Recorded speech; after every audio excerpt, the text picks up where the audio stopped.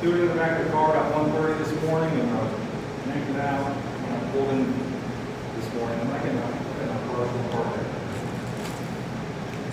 there.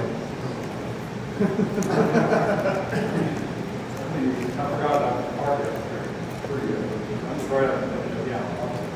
Well, I think it's cool. I would check.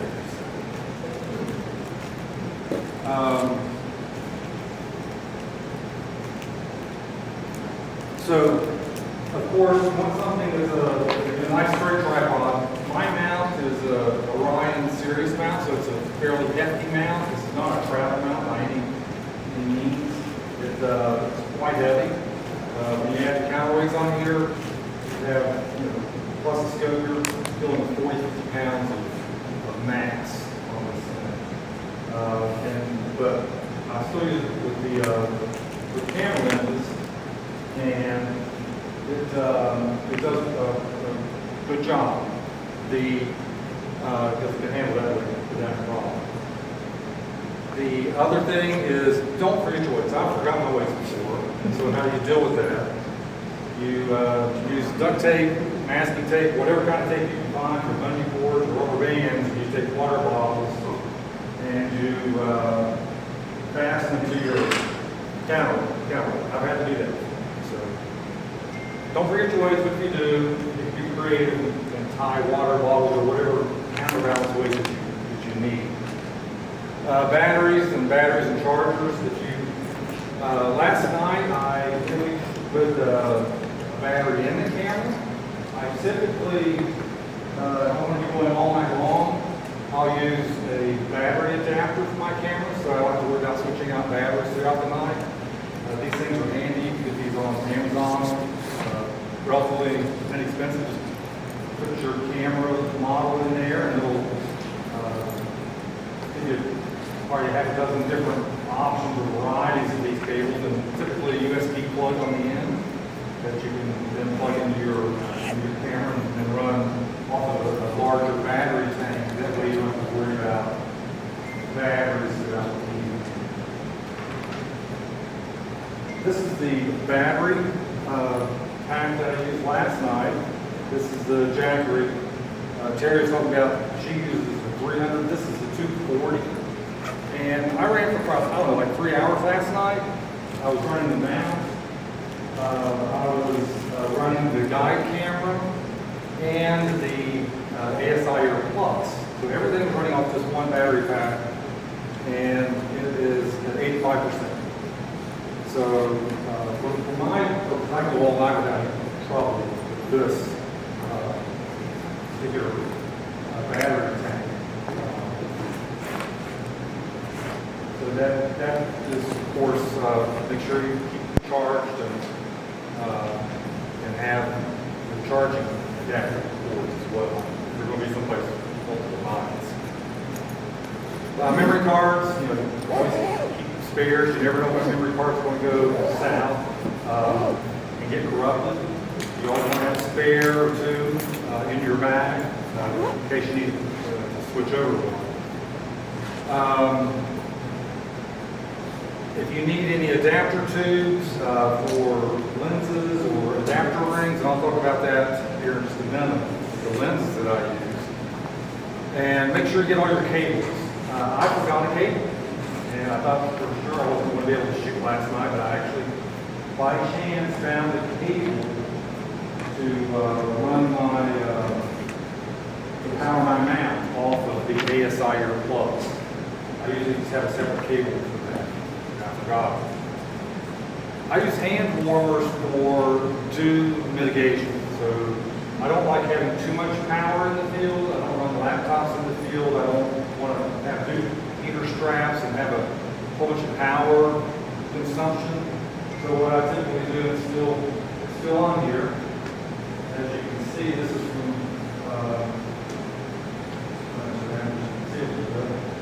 last night. I've got a hand warmer just bungee cord with a hair tie on there, but I only have one. So about 1 o'clock I started doing it over. I usually put 2 hand warmers on the lens. If it's a really bad night, I'll they'll go with the $3 knives, 3 and 1 knife. But those typically work quite well for me. I do the same thing with my CA hooks. Three or four handles around the corrector plate on my CA to do all, unless it's a really bad one.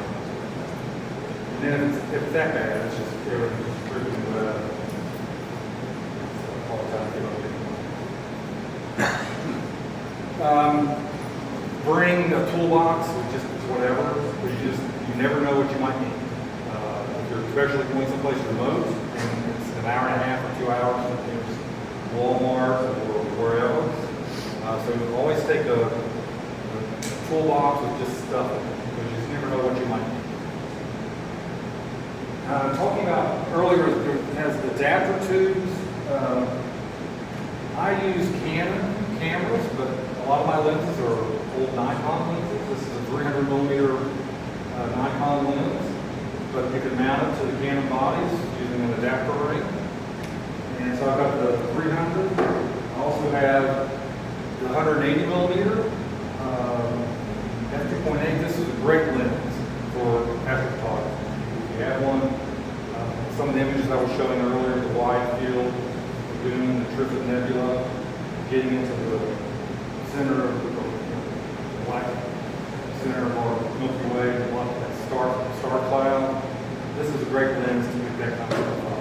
The Orion Nebula, the Horsehead, that Horsehead image I showed earlier was with 180 millimeter telephoto. Another one that I don't use quite as much anymore, but I've used it a lot in the past, is just a wide field. This is a Tokina, 11 to 16 millimeter, so you can get really nice wide field images with this. This is really designed for the crop sensors, either Nikon or Canon or whatever crop sensor you might be using. All these old lenses are really meant for full frame, but you can use them on crop sensors, but they're designed for full frame. But this doesn't work that great on a full frame camera. My main shooting camera now is a Canon RP that I modified. I took one of the filters out to make it sensitive to the hydrogen alpha. So you can use this, but it's really not designed for the full frame sensor. So I use whatever a good lens is. It can be a Nikon lens, it can be a Tokina or a Canon lens, or more recently, the lens I have on here right now is a Sigma Arc. It's 85 millimeter or 1.4, so it's a very fast lens. This is a great lens. That's what I one panel I showed you earlier with the row cookies going into the Milky Way. That was done with that lens. And the other thing I did last night is I did a time lapse, and this was the Canon T5i with a 24 millimeter lens on it, full frame, so it's really not as wide. It's wide field still. This is really good for a full frame sensor, but this is a crop sensor camera. It still works fine. So I just set this up and started shooting 20 seconds per, and I did that for like 2 hours. I haven't even really looked at the data on this yet to see how the time lapse of the Milky Way down at the nature center through the trees. So I'm hoping that turns out well. If I get a chance this afternoon, I'll process this into a quick time lapse. Look at it later. But this is a great way to get started as well. Tripod, camera, and just shoot wide field Milky Way. And you can take single images, you can do a panel shot. I did 4 panel shots. Of just taking, you take your take an image here, tilt back a little bit, take another image, tilt back, take another image, take another image. For those, it takes maybe a minute and a half, so you're not getting really any movement much on the Milky Way. And then just let the software stitch it all together for the final nice big mosaic of the Milky Way. Any questions so far?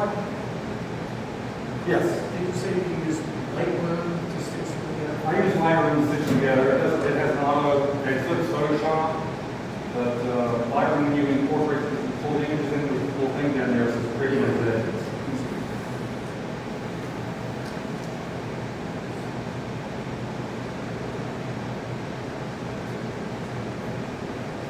So,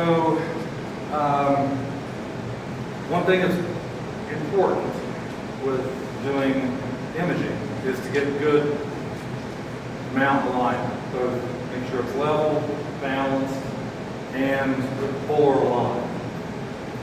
The balancing your mount, you don't want it to be perfect. If you have a perfectly balanced mount and your gears are moving, you can get into this situation where it starts cogging back and forth if you have any backlash in your gears. You really want to put some strain on one side or the other. And I'm probably saying this wrong, but I think if you leave it on the east side, where you're heavy on the east side, it's pulling your right section gear is pulling the scope over, rather than if it's balanced perfectly, it's not going back and forth and kind of jogging it along, rather than pulling it in a constant tension. So you want it to be close to balance, but not perfect balance. It can cause issues if your gears aren't meshed perfectly, kind of cog back and forth, and you get odd-looking stars. Polar alignment through a polar scope. So if you have a polar scope, has a polar scope, I do that for rough polar alignment. I'll talk about how I do good polar alignment here in a minute. And use an app like PS Align. It's an app you can download, and if you launch the app, it shows you where at this moment in time, at your current location, where Polaris needs to be in your polar scope. So right now, it's at the hour angle is 5 hours and 12 minutes. So it's just a little bit after 5 o'clock, if you think of that as a clock. So it's like 5:12. And so if you can get Polaris into that little location, according to the app, then you're really close to being polar aligned. And that implies that your polar scope is aligned with your optical train, your axis. So sometimes they get knocked around, but I just try to get it close, and then I use, I think we some discussions on the ASI Air. I use the ASI Air Plus, which is what I have here. This controls my mount, this controls image taking, this does my auto guiding. But one of the greatest functions, which I think is worth the price of this thing, even the original ASI Air, it's polar alignment. It's polar alignment. Last night I was done in 3 minutes. From the time I started until the time it says you have good polar alignment, it's in 3 minutes. If you're going to do drift alignment and all that kind of stuff, you'd be sitting there for half an hour, 45 minutes, just trying to do drift alignment, get good polar alignment. This thing's worth its weight in gold just for that, and plate solving. Just those two functions, and everything else. It's a nice tool for astrophotography. If you're using go-to mount, do Starline. If you're using ASI Air, it's not necessary. You just do a plate solve and it figures out where it is. You can just point it up into the sky if it's still balanced or whatever. You can just generally point it someplace and have a plate solve and it figures out where it is. Talked about dew prevention already. Just be prepared, especially this time of year around here. We get a lot of humidity, and it falls out at nighttime and it cools down. Focusing, continue to focus throughout the evening. You might have great focus when you first get started, then everything starts cooling down. So your lens cools down, it changes geometry, it shrinks a little bit, things happen, so you need to refocus a couple of different times. The other thing that I have to be careful of, especially with this guy, there's a lot of glass in the front of this lens. So if you're pointing up this way, it has a nice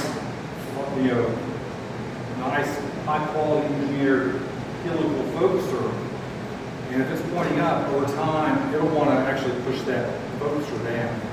So you need to fasten that focuser somehow. Either put a rubber band around it to keep tension on the camera body or the optical tube of the lens, or get a piece of tape, gaffer's tape or painter's tape. Don't use that tape.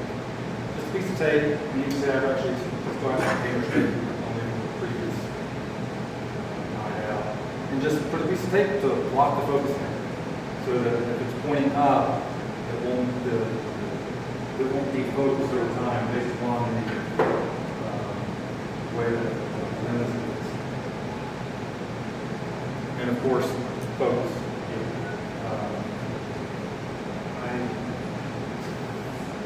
I have a dig for it. I have a batten-off mask. If you've never used a batten-off mask, they're great for achieving spot-on focus. It's just it's a grid basically that you put over the lens, it takes the pictures and creates some diffraction spikes to allow you to get the perfect focus on the star. So if you don't have batten-off masks, they're easy to get. You can make them yourself. I used to. Before they were readily available, I'd get a piece of glossy photo paper, print out a batten-off mask on an inkjet printer, and then take an X-Acto knife and cut out the little grids, and be surprised how well that works. And even if it gets, because it's glossy photo paper, it'll hold up to even moisture to do at night. So I used to do that all the time, just make my own, cut out photo paper.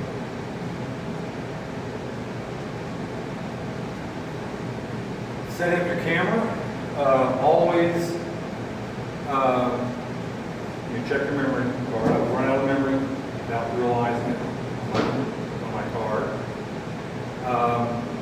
Always shoot in roll mode. Do not shoot JPEG. If you're getting started with this, it's one of the options by default. Your DSLR is set to JPEG mode. Set it to RAW, and always shoot in RAW. Because you don't want the camera compressing your data into a JPEG format. It's throwing away data. And as Nico showed in his talk, a lot of that data we can't see. You take a picture, you take a 2-minute exposure, you take a 5-minute exposure on a camera, and it looks like you don't have anything. But you start pulling and stretching that data, there's data in there. You don't want the camera pressing that data away, because it will. We'll just toss that data and not have it available for you to process and stretch. Always shoot in raw mode. The bulb mode snafu. I've done this before. I'm getting ready for I'm going to take images. I'm going to be taking 2-minute exposures, but I'm going to take a test image, make sure everything's lined up okay. So I'll put my camera down to like a 25-second exposure. I'll take a 25-second exposure. Everything looks good. I'm ready, and I'll start the process of capturing the data, forgetting to put it back in the bulb mode. So the ASI Air is thinking it's going to be taking 2-minute exposures, but the camera's set for 25 seconds. So come out 2 hours later and realize I was taking 2 hours with 25-second exposures instead of taking 2 hours with 2-minute exposures. That's happened to me more than once. So always make sure when you're getting in there, finally, using bulb mode. If you don't have a tool like the ASI Air, then you'll need something like an intervalometer. Does everybody know what an intervalometer is? Anybody not know what an intervalometer is? So you can, you know what an intervalometer is?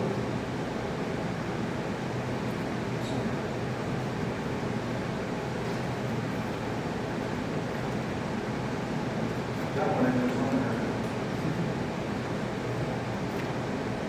So this is an intervalometer, and it lets you, most cameras have the ability to plug in an intervalometer, and then on this you can set up your camera bulb mode, and then here you say, okay, I want to take 1-minute exposures, I want to take 90-second exposures, I want to take 3-minute exposures, how many exposures I want to take, and you press start, and it controls the shutter. It's like the old plunger guy. Yeah, that's a mechanical intervalometer. You have to push it down and screw it down, walk away, and come back and deal with it later. This one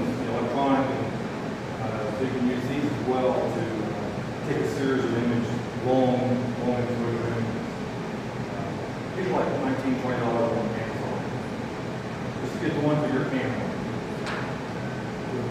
I think they're all basically the same now. Some of them have different ones.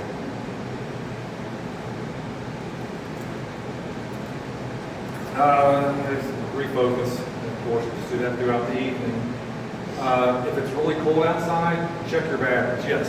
Yeah, while we were on the subject of kilometers, I've been doing this for a while, but one thing I've never gotten a satisfactory answer is what kind of interval between exposures. I'm thinking you've got to be cooling the sensors. Back in the day, people said, put like a 15-second wait, let your sensor cool down a little bit before you start your next image. With the new sensors, it's not necessary. It's immediate. As soon as the image is done, I go right into the next image. I don't worry about the sensor cool down. Now, if you have an older CCD or an older camera, that might be beneficial to let it cool down. What would you call an older camera, like a Canon EOS ADD? Which one? EOS ADD Canon. The ADD? That's going to be low noise. I wouldn't worry about. That's fine. That's fine. I wouldn't worry about letting it cool down. Yes. What about shutter shock? Don't you have to wait 2 seconds for the shutter shock? Depends on your mount. I never worry about doing the mirror lockup. Wait a couple But seconds. not the mirror slap, because you can lock up the mirror to avoid the shutter shock. So all cameras have a shutter. So it's like on my camera, I usually have to wait like 2 seconds for the vibration to dampen.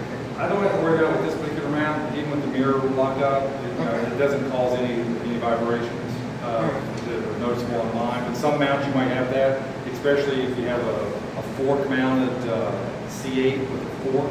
I'm on Those Altasm. forks are like tuning forks. They'll sit there and vibrate for a while. But yeah, you can do that if you need to have that delay. Now the RP is mirrorless. So it doesn't have to worry about the mirror. But it still has the shutter shock. But you can also turn that off. So where it doesn't even use the shutter. It just uses the electronic shutter. Okay, so you don't have shutter shock. You can avoid With the that. mirrorless cameras, some of them you can see don't use the shutter at all. Huh. But it's using the electronic shutter. Okay. I didn't know you could do that. With some cameras. But not all. Okay. The R50, that's the APS-C one. The RP? The new APS-C, the RFS mount. Yeah. The new ones from Canon came out recently. I'd have to ask Canon probably. Yeah, I don't know. I didn't know yet. So I have to ask them if they use an electronic shutter. That's the question. Yeah, I think in my menu settings on the Canon RP, it says electronic shutter. Okay, I can look it up in the manual. And you can hear it at night. It doesn't do anything. Yeah. Yes. But isn't there an interpolarometer on Some cameras, not all Nikons, some cameras have an intervalometer built in. A Canon is way behind Nikon in that area. There's not a built-in intervalometer, except on the Canon RP you can do up to 30-second exposures with an intervalometer. Why they won't do a bulk mode intervalometer? They could turn that on in a heartbeat, but they won't do it. I don't know why. So that's why I control this. Now, it's a different topic, a different subject, but on my Canon T5i, I'm running a piece of augmented, it's not augmented firmware, it's a program that you load after the camera boots called Magic Lantern. And Magic Lantern allows you to open up a whole bunch of functionality that Canon keeps hidden, but they don't expose to the consumer. And one of those features is let you do intervalometer, do the camera directly. So that's how I was doing my time lapse last night. So I was using Magic Lantern, and I told it to take a 20-second exposure and just keep doing it. And I didn't have to worry about it. So you said that most of the intervalometers are the same, but a lot of them only do 1 second intervals. And so you want one that does 0.1 second interval. This one does 0.1 seconds.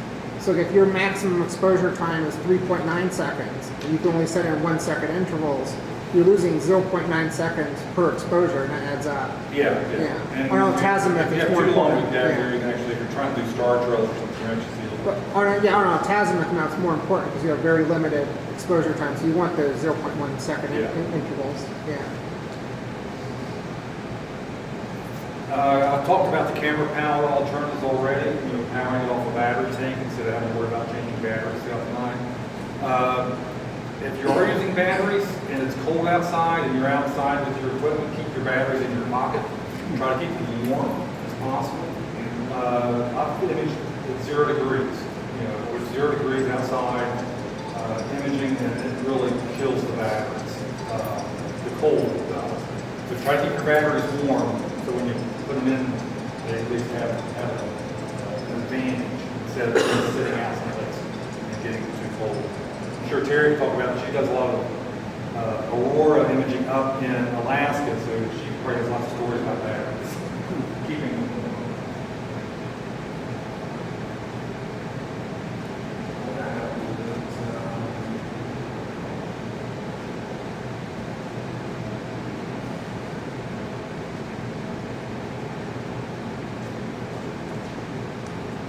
I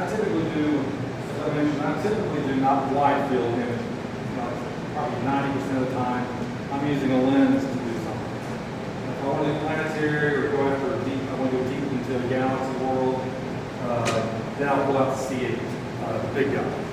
But that's a beast. Don't start, if you've not done astrophotography before, don't try to do astrophotography with the C8. I saw see something earlier. It's just overwhelming. It can be overwhelming because it's challenging to get the whole setup, everything balanced, and now you're dealing with really long focal length. It's hard to find targets potentially. And start with a lens. That's what I mean to do. I use lenses. And the wider you start, the easier it is. And then you can start getting narrower and narrower, a little bit deeper,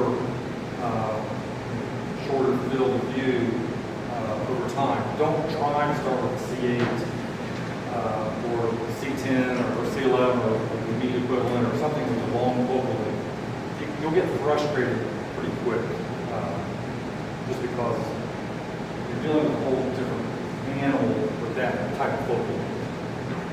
2,000 millimeter focal length, right on the C8. Some of the, just in general, what kind of field of view are we talking about? Planets are very, very small. There's points of light in the sky, basically. And the maximum size that we can see Mars is around 25 seconds, 25 arc seconds. It's typically not that big. That's only every 40 or 50, 80 years or whatever it gets that big. Jupiter is the large, well, not the largest, actually, Venus is large. It's getting close to one arc minute. Saturn, then Venus is just over an arc minute. Venus is up right now in the evening sky. It's a bright star to the west.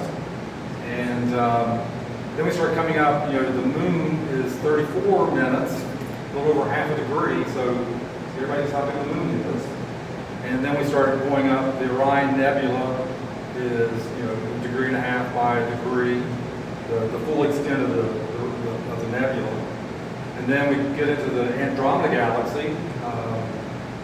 It's quite big. We can see the Andromeda Galaxy naked eye, especially here. It's a kind of a fuzzy patch, but it's not nearly as big as it is. But we're just seeing the black hole. That's all we can see. But it would be great if we actually could see the Andromeda Galaxy, because it takes up so much. It's like 6 moons wide. You can imagine seeing that in the night sky. I've heard this is anecdotal information. The giant squid, they live in the deep ocean, but sometimes they come to the surface and their eye is almost 10, 11 inches. I can imagine if they actually come to the surface at night, what they actually see. That's big of an eye.